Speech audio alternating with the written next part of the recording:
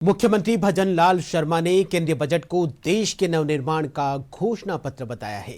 उन्होंने कहा कि ये जो बजट है, ये बजट प्रधानमंत्री नरेंद्र मोदी के विकसित भारत 2047 के संकल्प को पूरा करने की दिशा में एक प्रभावी कदम है, जो देश के आर्थिक और सामाजिक ढांचे को नई मजबूती प्रदान करेगा।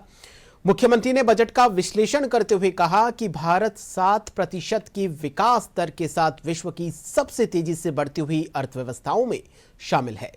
उन्होंने कहा कि डबल इंजन की सरकार भविष्य की सोच के साथ काम कर रही है।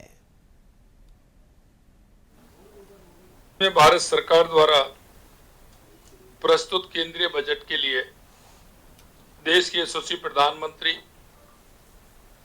आदरणीय नरेंद्र मोदी जी का हृदय से आभार और अभिनंदन करता हूं।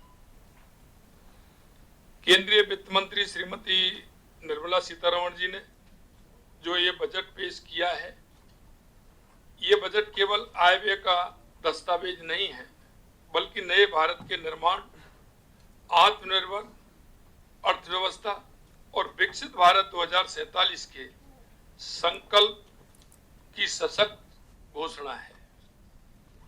ये बजट उस सोच का प्रतिबिंब है जहां सबका साथ, सबका विकास, सबका विश्वास, सबका प्रयास केवल नारा नहीं बल्कि नीति बन चुका है।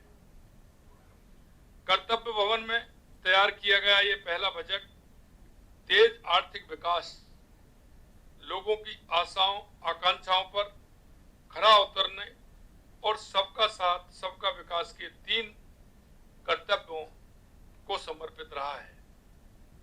हमारा पहला कर्तव्य उत्पादकता और प्रतिस्पर्धा को बढ़ाते हुए आर्थिक विकास को तेज और सतत बनाए रखना तथा विश्व में बदल रही परिस्थितियों का सामना करने की क्षमता को विकसित करना है।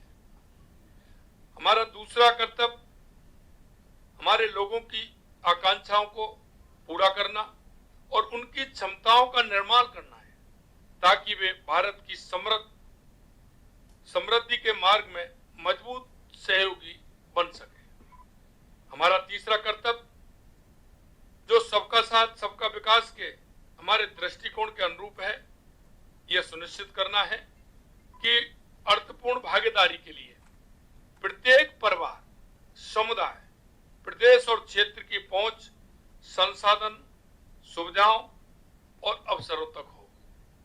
यह बजट बताता है कि पूरा देश 7% की विकास दर के साथ रिफॉर्म एक्सप्रेस पर शानदार परफॉर्म कर रहा है और ट्रांसफॉर्म की ओर तेजी से बढ़ रहा है।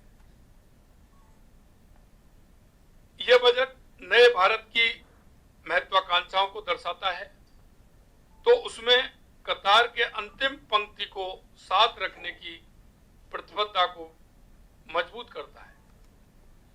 सही मायने में यह बजट युवा, महिला, किसान, वंचित, गरीब और आम आदमी का बजट है।